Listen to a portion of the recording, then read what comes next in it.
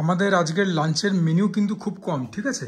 এটা কস্তুরি মাছ, এটা lost and rare recipes channel থেকে দেখে শিখে করা। আগে একবার খেয়েছি, বাই দ্য ওয়ে। যখন প্রথমবার এটা খেয়েছিলাম ভাত দিয়ে, তখনই আমার মনে হয়েছিল যে এটা পোলাও দিয়ে বেটার যাবে, সেরকমই আমি আমার ভিডিওতে মনে হয় বলেছিলাম। আর এটা চিকেন পোলাও, এটা শেখা হয়েছে অতনুর রান্নাঘর চ্যানেল থেকে দেখে। সুতরাং লস্ট অ্যান্ড রেয়ার রেসিপিস আর অতনুর রান্নাঘর দুই চ্যানেলের কি বলবো, পুরো টিমকে ধন্যবাদ। আশা করি তোমরা সবাই ভালো আছো, সুস্থ আছো। মাঝে মধ্যে হলেও এই চ্যানেলটা দেখছো, সুজয় ক্রনিকলস। একটা গোটা লেগ পিস দেওয়া রয়েছে, এটাকে ভেজে দেওয়া রয়েছে, আর বাসমতি রাইস দিয়ে করা। রঙটা এরকমই, হ্যাঁ, শুকনো লঙ্কা গেছে, যেরকম যেরকম রেসিপিতে লেখা ছিল মোটামুটি। জানি না ড্রাই ফ্রুটস গেছে কিনা। আর মশলা গেছে দারচিনি, প্রথমে একটা এমনি গ্রাস নিই। মাছটা তো পরে তোমাদেরকে খেয়ে বলবোই কীরকম। দেখা যাক পোলাওটা কীরকম হয়েছে। এটাই তো আজকে স্পেশাল আইটেম, প্রথমবার খাচ্ছি এটা। আজকে কিন্তু ডিনারও হবে, কারণ আর রোববার দিন বাঙালিকে কি পোলাও আর মাছ দিয়ে সন্তুষ্ট রাখা যায়? একটুখানি মাছ ভাত মাংস ভাত হবে না, সেটা হবে ডিনারে। এটা খাই এখন। নুন ঠিকঠাক হয়েছে, যে চিকেন দেওয়া হয়েছে নুনটা ঠিকঠাক হয়েছে, মশলাদার আছে।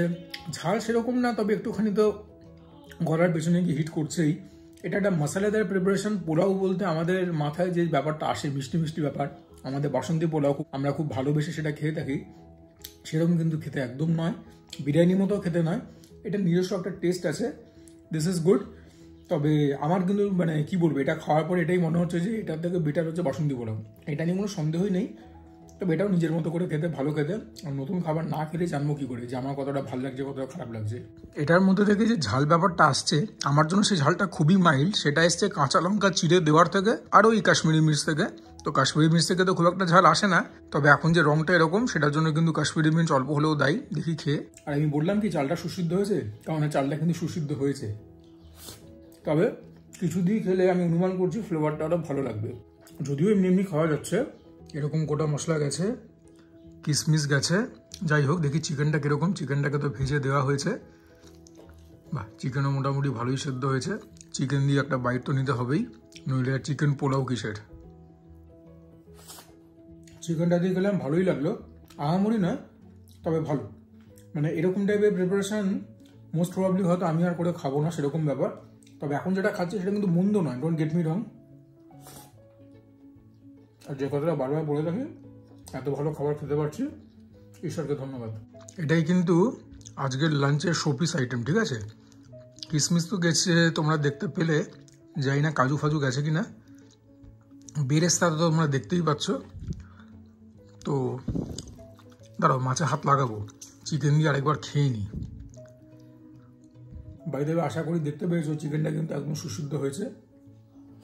চিকেনের কিন্তু আরও পিস রয়েছে, এটা শেষ করে সেগুলোতে হাত লাগাবো। মাছটা ধরতে হবে, বড় সাইজের কাতলা। তবে কাতলাটা খাওয়ার আগে একটুখানি গ্রেভিটা খাই। তোমরা অনেকে বলবে হাত দিয়ে কেন নি? আরে বাবা, আমিই তো খাচ্ছি।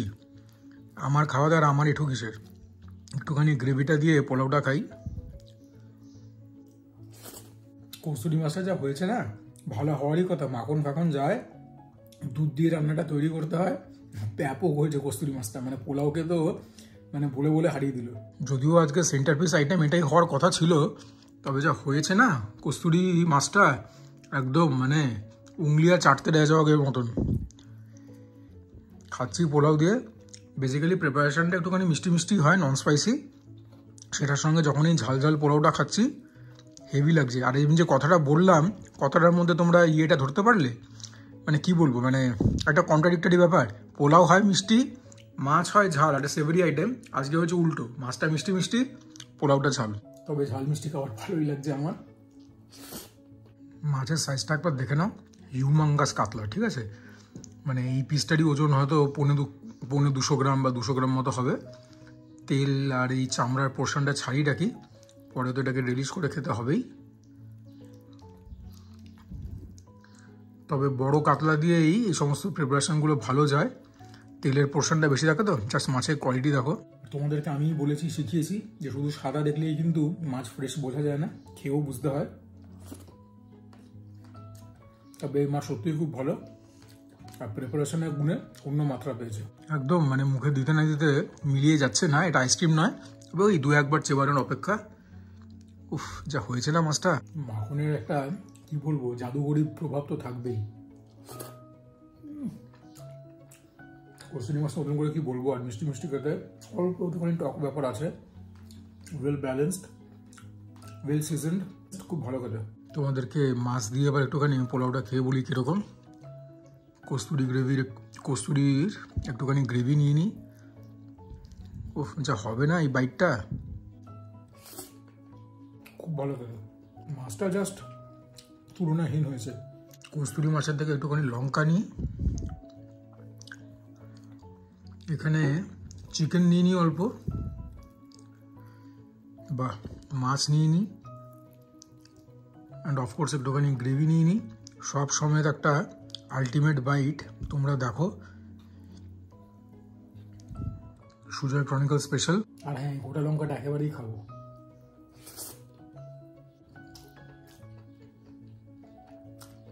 এখন আর দেখাবার কিছু নেই, ডিনারে দেখা হবে।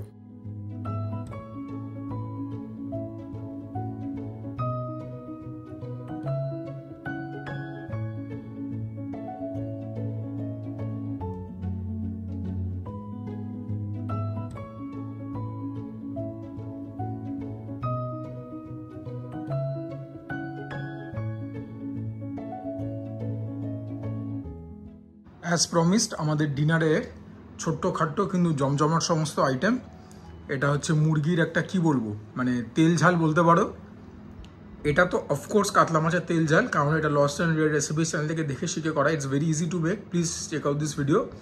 আর আগেও এটা খেয়েছি করে, সেই কাতলা মাছ এটা দুপুরে খেয়েছিলাম, ওই একই মাছেরই টুকরো। এটা একটুখানি ছোটো টুকরো, আর একটুখানি আলু ভাজা রয়েছে। প্রথমে কোনটা খাই বলো? চলো প্রথমে মাছটাই খাই। দেখেছো একবার মাছের রঙটা? ইনফ্যাক্ট মাংসটাই বা কোথায় পিছিয়ে, মাংসটা কিন্তু একদম ঘরোয়া রেসিপি।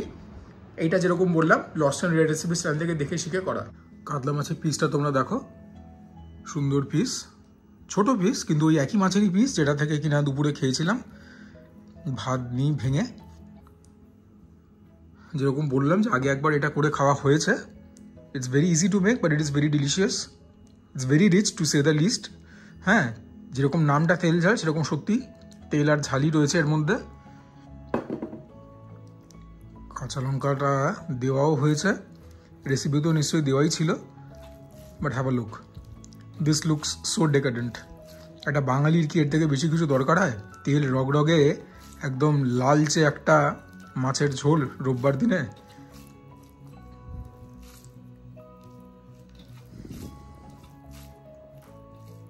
আদা, হলুদ, লঙ্কা, মোটামুটি এই তিনটে উপকরণই যায় এই প্রণালীতে। প্রথমে একটা এমনি গ্রাস নিয়ে দেখি কিরকম। মাছ তো খাবোই, একবার করে খেয়ে দেখবে। তবে যারা ঝাল খেতে পাও না তারা এড়িয়ে যেও। স্পাইসি খেতে, সেভারি খেতে, সল্টি খেতে নালিশ করার কোনো জায়গা নেই। তো জ্যাসা নাম ভ্যাসা কাম, তেল ঝাল, তেলও দিয়েছে ঝালও দিয়েছে। এবারে মাছটা একটু খেতে হবে। একদম পাকা কাতলা, দুপুরে দেখেছো তোমরা দুপুরে পোর্শনটা। তবে এই গলার দিকের পিস তো একটুখানি কাটা বাটা ছাড়িয়ে খেতে। যাই হোক, দেখে নাও মাছের কোয়ালিটি। মাছ দিয়েই প্রথমে একটা গ্রাস নিই, আলাদা করে আর মাছ খেয়ে কী বলবো, দুপুরেই তো দেখেছো। দুপুরে কি কোনো ভিডিও শ্যুট করেছিলাম? দুপুরে কি কোনো মুরগির পোলাও বা কচুরি মাছ এরকম কিছু খেয়েছিলাম? কারণ এইটা খাওয়ার পর সব কিছু ভুলে গেলাম। অসাধারণ হয়েছে খেতে। মানে এটা করে তোমরা প্লিজ খেও।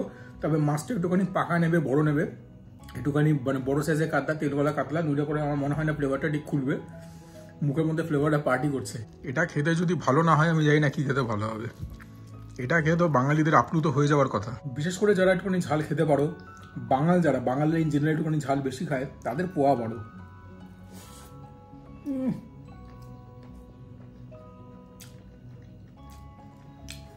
এটা তো মানে আমাকে সপ্তাহে রোজ দেওয়ালে রোজ খাবো।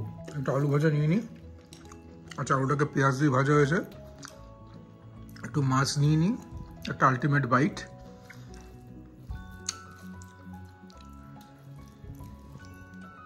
কারণ এরপরে মুরগির মাংসও পড়ে আছে, আর আমি ডিনারটা একটুখানি তাড়াতাড়ি করি। তো এখন অ্যারাউন্ড 6:30 মতো বাজে। তবে লাঞ্চও তো করেছি, সেই খাবারটাও তো একটা ঝুঁকি রয়েছে পেটের মধ্যে। বেশি ভাত খেতে পারবো না, তবে খাবো সবই।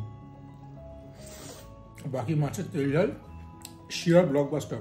এবার মুরগির ঝালের পালা। বড় সাইজের লেগ পিস, সকালেও তোমরা একটা দেখেছো পোলাওতে গেছে। আর জাস্ট ঝোলের রঙটা একবার দেখো, এটাকে ঝালি বা বলি কি করে, মাংসের ঝোলই বলো। আলু গেছে, হ্যাঁ এই তো আলু কি মারছে, আরও পিস রয়েছে মাংসের, তবে এইটাই খাই তাহলেই it will be more than enough. রোববার দিন একটুখানি মাংস না হলে হয়? যতই হোক মুরগির মাংস, অন্তত মাংস তো রে বাবা, পাখি বলে কি মানুষ নয়?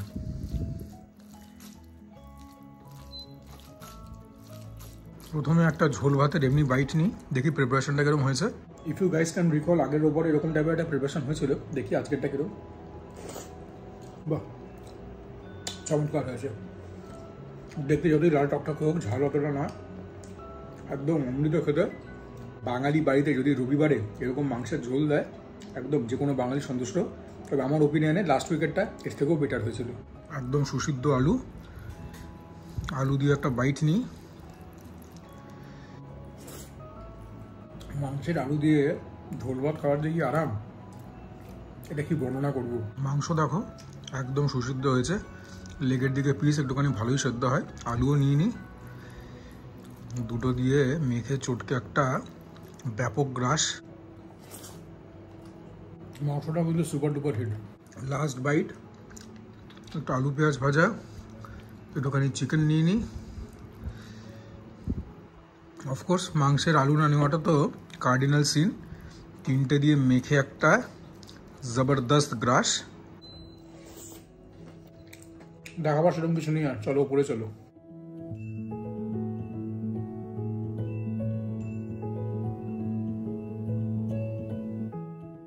একটু হলো অন্যরকম ছিল আজকে ভিডিওটা। এনিওয়েজ, আশা করি ভিডিওটা তোমাদের ভালো লাগলো। যদি ভালো লাগে please consider liking the video. Please please please চ্যানেলটিকে সাবস্ক্রাইব করবে। ডু কমেন্ট ডাউন বিলো, তোমাদের কমেন্ট থেকে যাবতীয় মোটিভেশন এবং ইন্সপিরেশন পাই। Share my content with your friends and family, যদি মনে করো আমি মোটামুটি ঠিকঠাক কন্টেন্ট বানাই। And for now this is me Sujoy signing off. তোমরা সবাই ভালো থেকো, সুস্থ থেকো, জমিয়ে খাওয়া দাওয়াটা করছো করো, কিন্তু তার সঙ্গে ওয়ার্কআউটটাও করো, because that's a request from my and.